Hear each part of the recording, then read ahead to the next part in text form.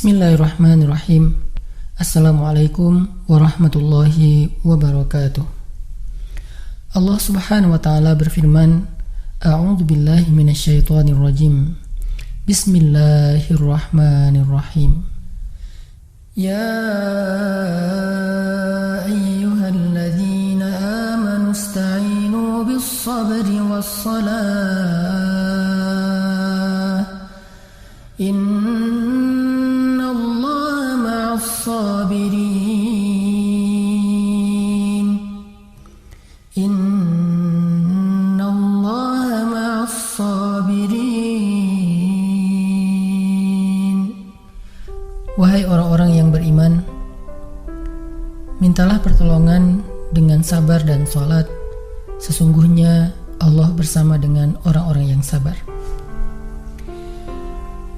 Kita sering mendengar ayat ini disampaikan oleh para ulama, para da'i, para ustadz tentang bahwa salah satu di antara cara menjemput pertolongan Allah Subhanahu wa ta'ala itu adalah dengan melakukan ibadah sholat. Pertanyaannya adalah, sholat yang seperti apakah yang bisa menjemput pertolongan Allah dalam kehidupan kita pada saat kita sedang mengalami ujian yang berat? Banyak orang yang bilang, saya sholat tapi kok hidup saya gini-gini aja. Banyak orang yang bilang, saya udah sholat tetapi kok doa saya belum diijabah. Saya udah sholat tapi kok masalah saya masih belum selesai. Saya udah sholat tetapi kok musibah saya terus beruntun, tidak pernah berhenti.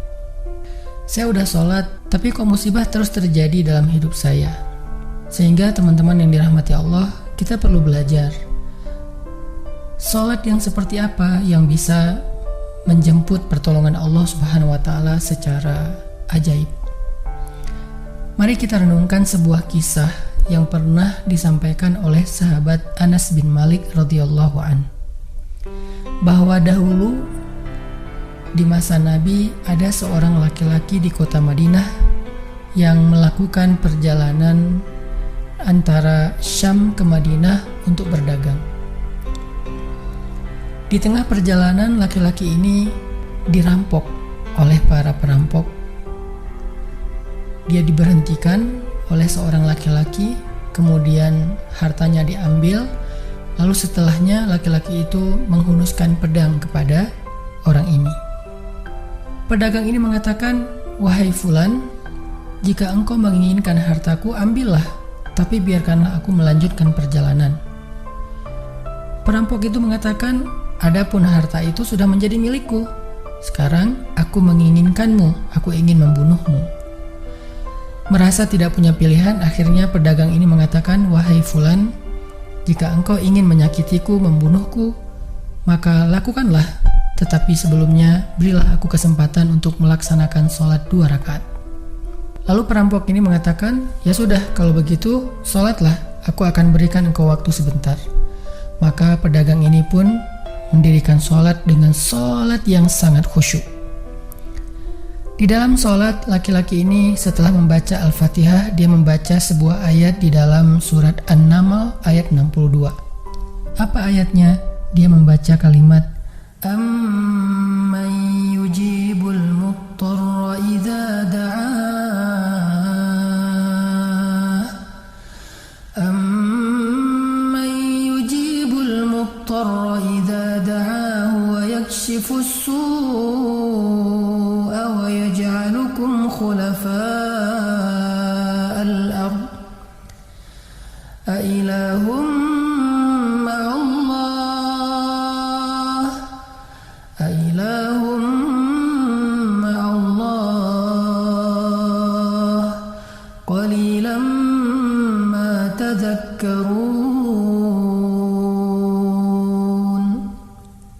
Bukankah dialah Allah yang memperkenankan doa orang yang dalam kesulitan apabila dia berdoa kepadanya, dan menghilangkan kesusahan dan menjadikan kalian sebagai khalifah di muka bumi?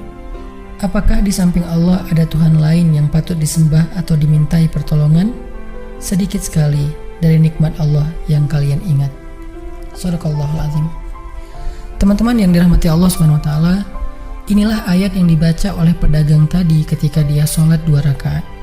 Dia membaca kalimat ini dengan penuh penghayatan dan perenungan. Dia mentadabburi ayat ini. Amma yujibul muttarra idza da'ah wa yakshifus su'. Bukankah dialah Allah yang memperkenankan doa orang-orang yang dalam kesulitan dan menghilangkan kesusahan? Dia menghayati ayat ini. Dia mentadabburi ayat ini. Sehingga muncullah rasa yakin di hatinya bahwa harapannya saat ini satu-satunya adalah Allah yang yujibul muttar. Dia dalam kondisi muttar, dalam kondisi kesulitan, dalam kondisi terancam. Muttar itu bisa bermakna terancam, kesulitan, kesusahan, dan berbagai macam makna dari ketidakberdayaan. Siapa yang yujibul muttar? Siapa yang akan memperkenankan doa orang yang tidak berdaya selain Allah? Wa yakshifus su', dan menghilangkan kesusahannya selain Allah.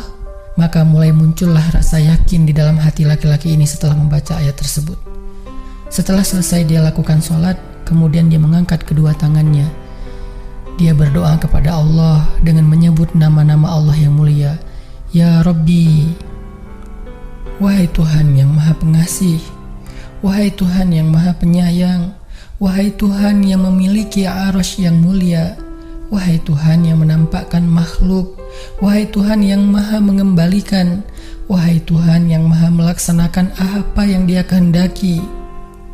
Aku mohon dengan cahayamu yang memenuhi sudut-sudut arasy-Mu. Hamba mohon kepadamu dengan kekuasaanmu yang menguasai makhluk-Mu dan dengan rahmat-Mu yang meliputi segala sesuatu.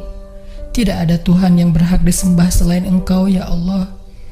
Wahai Tuhan yang maha penolong, tolonglah aku. Laki-laki ini berdoa meminta kepada Allah dengan menyebut kebesaran Allah di arasy, menyebut cahaya-cahaya yang dimiliki oleh Allah yang meliputi arasy-Nya yang mulia. Tiba-tiba setelah selesai berdoa, muncullah seorang laki-laki dengan pakaian hijau bercahaya. Dia mengendarai seekor kuda berwarna abu. Dia mengeluarkan pedang. Lalu perampok tadi mencoba untuk menyerang laki-laki berkuda itu. Tetapi laki-laki berkuda itu menendang dengan kudanya sehingga perampok ini terhempas, terjatuh.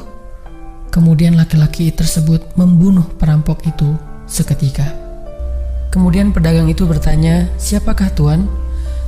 Lalu penunggang kuda itu menjawab, "Ketahuilah, saya adalah malaikat yang turun dari langit ketiga. Ketika kamu berdoa kepada Allah kali yang pertama, kami para malaikat mendengar suara gemerincing dari pintu-pintu langit. Sehingga para malaikat bertanya-tanya, apa yang sedang terjadi? Tiba-tiba muncullah doamu yang kedua, hingga pintu-pintu langit terbuka dan nampaklah cahaya yang sangat benderang.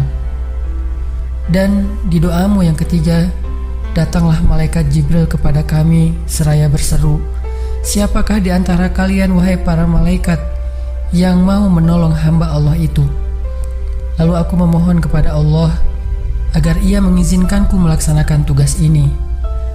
Wahai hamba Allah, ketahuilah, barang siapa yang berdoa dengan doa yang engkau baca tadi ketika dalam kesedihan, penderitaan, dan dalam keadaan sedang susah, maka Allah akan melepaskannya dari kesedihan dan akan menolongnya." Teman-teman yang dirahmati Allah Subhanahu wa taala, itulah salah satu kisah tentang keajaiban sholat seorang pedagang yang dengan sholat itu Allah Subhanahu wa taala mendatangkan pertolongan yang luar biasa dalam masalahnya.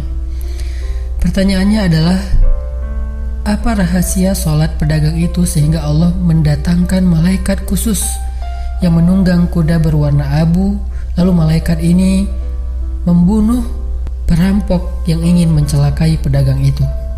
Salah satu rahasia dari sholat pedagang itu, kata para ulama, adalah dia melakukan ibadah sholat dengan ihsan, seperti yang dikatakan Nabi tentang bab ihsan, an ta'budallah ka'annaka tarah fa illam takun tarah fa innahu yarak.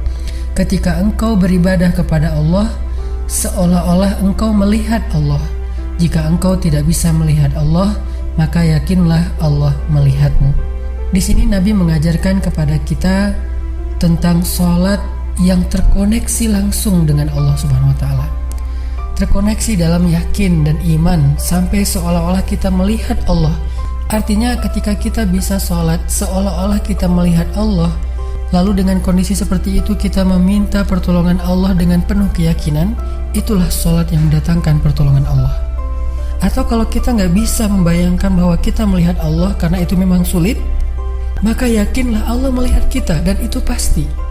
Artinya bahwa Allah itu pasti mendengar kita, melihat kita, dan sedang menunggu apa yang kita butuhkan. Maka orang yang bisa melakukan sholat dalam keadaan benar-benar seperti sedang bertemu dengan Allah, lalu dia meminta pertolongan Allah Subhanahu wa Ta'ala seperti pedagang tadi, maka sholatnya itulah yang disebut di dalam Al-Quran wasta'inu bis sabri was sholah, sholat yang bisa mendatangkan pertolongan Allah Subhanahu wa Ta'ala. Semakin sering kita melakukan sholat dengan ihsan, benar-benar seperti bertemu dengan Allah Subhanahu wa Ta'ala. Kalau kita nggak bisa ngerasain bagaimana cara menghayati kita melihat Allah, yakinlah Allah melihat kita. Dan kalau kita bisa mendawamkan ini dalam sholat 5 waktu dan dalam sholat-sholat sunnah kita yang lain, terutama sholat tahajud, maka insya Allah sholat kita sudah menjadi jalan keajaiban dalam kehidupan kita. Barakallahu.